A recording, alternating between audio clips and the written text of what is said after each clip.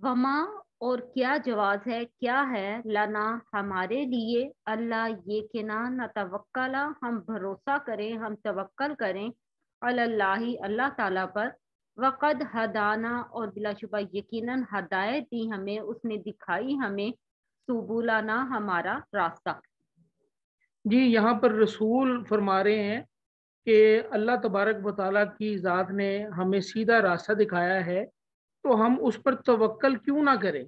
اس آیت کا مفہوم یہ ہے، وما لنا اللہ نتوکل علی اللہ وقد ہدانا سبلنا، کہ اس ذات باری تعالیٰ نے ہمیں جو ہے وہ سیدھے راستے کی طرف ہدایت دی ہے، تو ہم لازمی اسی ہی پر توکل کریں گے۔ وَلَنَصْبِرَنَّ اور ضرور ہم صبر کریں گے، علامہ اس چیز پر جو آذیتمونا تم اذیت دیتے ہو ہمیں، تکالیف دیتے ہو ہمیں، وعلی اللہ اور اللہ تعالیٰ پر، فلیتوکلی پس توکل کرنا چاہیے، بھروسہ کرنا چاہیے، المتوکلون بھروسہ کرنے والوں کو۔ یعنی ظاہر سی بات ہے، جب بندہ جو ہے وہ اللہ کی راہ پر چلے گا تو اس کو جو ہے وہ پریشانیاں تو آئیں گی، جو کفار ہوں گے یا جو مخالف گروپ ہوگا وہ اذیتیں تو پہنچائے گا، تو اس پر وہ کہہ رہے ہیں رسول کہ ہم جو ہے وہ ان اذیتوں پر جو ہے وہ ضرور صبر کریں گے، اور توکل کرنے والوں کو صرف اللہ پر ہی توکل کرنا چاہیے۔ توکل کے متعلق جو ہے وہ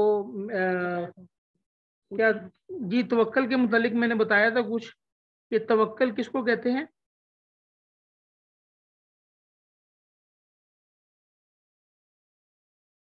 جی میری آواز آ رہی ہے آپ لوگوں کو؟ سر یہ اللہ پر بھروسہ اللہ پر کرنا، تو اللہ پہ وہ یقین رکھنا۔ نہیں ہاں وہ جی میں نے آپ کو بتایا تھا کہ امام جوزی ہیں میرے خیال سے، کہ پتہ نہیں امام ابن قیم ہے، وہ فرماتے ہیں کہ اللہ پر توکل کرنے کا مطلب یہ ہے کہ اللہ کے ساتھ حسن ظن رکھنا، خوش گمان رہنا اللہ تعالیٰ کے ساتھ، کہ بھائی یہ میں کام کر رہا ہوں اللہ کے توکل پر، اور اس کا انجام جو ہے وہ خیر پر ہوگا۔ توکل کا مطلب یہ ہوتا ہے کہ اللہ تعالیٰ کے ساتھ جو ہے وہ بندہ خوش گمان رہے، اپنا گمان جو ہے وہ اچھا رکھے اللہ تعالیٰ پر۔ توکل کا مطلب یہ ہے، یہ بہرحال کسی حدیث کے مطابق نہیں ہے، یہ امام جوزی ہیں یا امام ابن قیم ہے، انہوں نے فرمایا، ان کا قول ہے یہ۔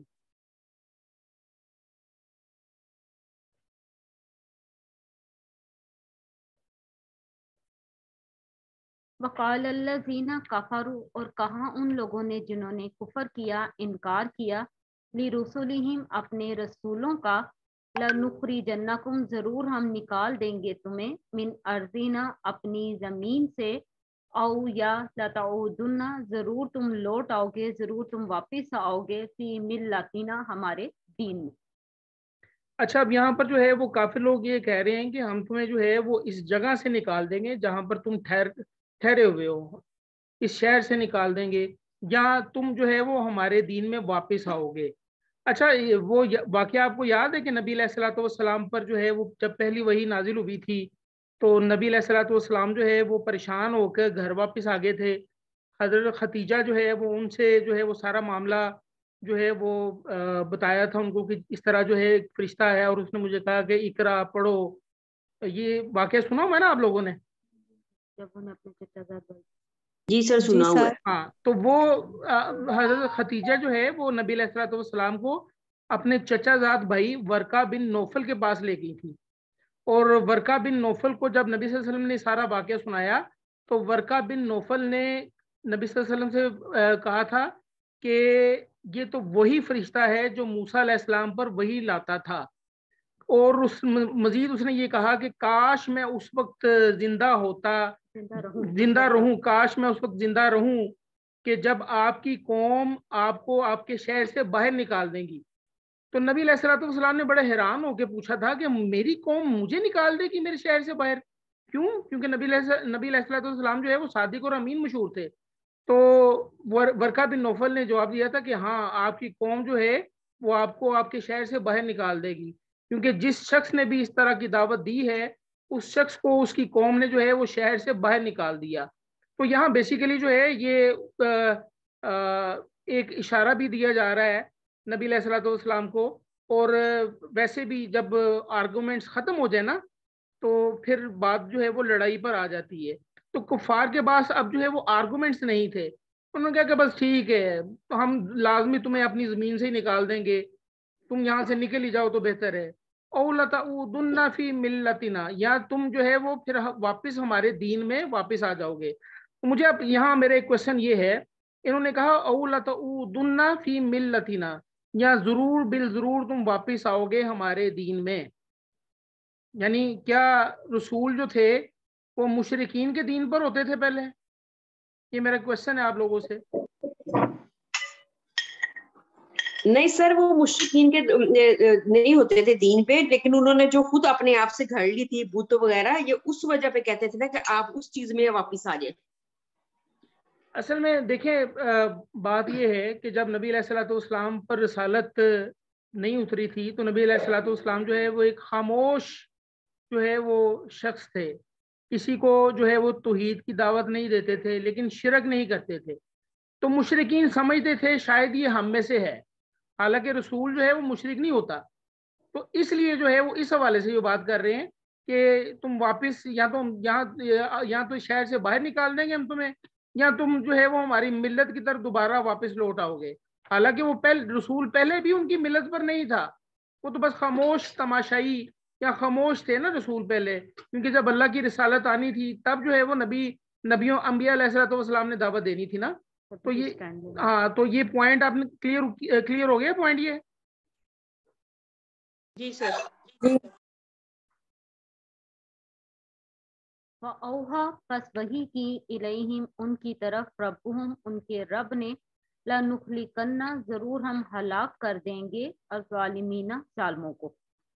جی یہ بیسیکلی جو ہے نا یہ آیات اس وقت جو ہے وہ نازل ہوئی تھی جب نبی علیہ الصلوۃ والسلام کو جو ہے وہ مجبور کیا جا رہا تھا مکہ چھوڑنے پر، یا نبی علیہ الصلوۃ والسلام کی جو ہے وہ قتل کی سازشیں چل رہی تھی. یہ آیات اس وقت نازل ہوئی ہیں اور یہ تنبیہ کی جا رہی ہے قریش مکہ کو کہ یہ دیکھ لو اگر اس طرح کا کیا نا کام تم نے تو تمہارا رب جو ہے وہ لازمی تمہیں ہلاک کر دے گا. فَأَوْحَى إِلَيْهِمْ، ہم نے پچھلے نبیوں پر بھی جو ہے وہ وحی کی تھی کہ ہم جو ہے وہ ظالموں کو ہلاک کر دیں گے. اب اگر تمہارا بھی یہی جو ہے وہ راستہ طریقہ رہا تو تم بھی ہلاک ہو جاؤ گے. وَلَنُسْكِنَنَّكُمْ، اور ضرور ہم آباد کریں گے تمہیں، ضرور ہم ٹھکانہ دیں گے تمہیں، الارض زمین میں، من بعدہم ان کے بعد. یعنی جب وہ ہلاک ہو جائیں گے تو دوبارہ ٹھکانہ جو ہے وہ رسولوں کو اور ان کے پیروکار کو ملے گا. جیسے کہ نبی علیہ الصلوۃ والسلام کو جو ہے وہ مکہ سے نکال دیا گیا، اس کے بعد جو ہے وہ واپس نبی علیہ الصلوۃ والسلام جو ہے فاتح بن کر مکہ میں داخل ہوئے. وَلَنُسْكِنَنَّكُمْ، ہم یقین آباد کریں گے تمہیں، الارض اسی زمین میں، من بعدہم ان کے بعد. ذالکہ یہ، لمن اس شخص کے لیے ہے جو خافا ڈر گیا، خوف زدہ ہو گیا، مقامی میرے سامنے کھڑے ہونے سے، وخافا اور ڈر گیا، وعید میری تنبیہ سے، میری وعید سے. جی وَاسْتَفْتَحُوا، اور انہوں نے فیصلہ مانگا، فتح کی دعا مانگی، وخابا اور نامراد ہوا، کلو ہر جبارن جابر سرکش، عنید اناد رکھنے والا، ضد کرنے والا. اچھا یہاں وَاسْتَفْتَحُوا جو ہے اس کے دو معنی ہیں. ایک مطلب تو یہ جو آپ کو نظر آ رہا ہے وَاسْتَفْتَحُوا کہ رسولوں نے فتح مانگی. ایک اس کا معنی جو ہے وہ اور جو ہے وہ کسی اور ترجمے میں کچھ یوں کیا گیا ہے وَاسْتَفْتَحُوا، اور انہوں نے فیصلہ مانگا. پھر وہ کفار کی طرف جو ہے وہ ضمیر جائے گی کہ کفار نے فیصلہ مانگا کہ بس اب ہمارے اور تمہارے درمیان جو ہے فیصلہ ہو جانا چاہیے. تو رسولوں نے بھی جو ہے وہ فتح کی دعا مانگی کہ یا اللہ یہ فیصلہ مانگ رہے ہیں تو ہم فتح کی دعا مانگتے ہیں. تو اللہ تعالیٰ فرما رہے ہیں کہ وہاب کل جبار عنید، اور جو بہت ضد کرنے والا سرکش ہے وہ ناکام ہوا. اب ناکام دنیا میں تو ہوگا ہی، لیکن آگے کیا ہوگا؟ من ورائہ، اس کے پیچھے یا اس کے سامنے، دونوں میننگ ہو سکتے ہیں. اس کے پیچھے جہنم، جہنم ہے، ویسقا، اور وہ پلایا جائے گا، سیراب کیا جائے گا، من ماء، پانی سے، صدید، پیپ والے. یعنی دنیا میں تو اس کو ناکامی ملے گی لیکن آخرت میں جو ہے وہ اس کا ٹھکانہ جہنم ہوگا اور اس کو پیپ والا پانی پلایا جائے گا. यतजर्रऊहु, वो बमुश्किल घूंट घूंट पिएगा इसे, वला और नहीं, यकादु करीब है कि युसीगुहु, वो उसे हलक से उतारेगा, व यअतीही और आएगी उसे अलमौतु मौत, मिन कुल्ली मकानिम, हर जगह से हर तरफ से, वमा और नहीं, हुआ वो बिमय्यित मरने वाला, व मिन वराइही और उसके पीछे अजाबुन गलीज, बहुत सख्त अजाब होगा। कि इस आयत में जो है ये फरमाया गया है कि उनको जो है ना वो पीप वाला पानी जबरदस्ती पिलाया जाएगा। उनको प्यास लगेगी तो उनको पीप वाला पानी दिया जाएगा और वो मजबूरन जो है वो घूंट घूंट करके उसको पिएंगे और वो हलक से जो है वो उतरेगा नहीं उनसे, और वो वयतीहिल मौत मिन कुल्ली मकान, और हर तरफ से जो है वो मौत आएगी। देखें एक शख्स जो है ना बहुत ज्यादा तकलीफ में हो ना, तो उसके लिए राहत होती है उसकी मौत। यानी बहुत ज्यादा तकलीफ में है शख्स, तो मौत आ गई तो उसको राहत मिल जाएगी। तो अल्लाह तबारक व तआला फरमा रहे हैं वयतीहिल मौत, यानी उस पर घड़ी इस तरह की होगी कि उसको राहत नहीं मिलेगी और मौत हर तरफ से आएगी, लेकिन वो मा हुआ बिमय्यित, वो मरेगा नहीं, यानी इसको राहत नहीं मिल सकती किसी भी सूरत में। वमिन वराइही अज़ाबुन गलीज़, और इसके पीछे एक बड़ा सख्त अजाब होगा।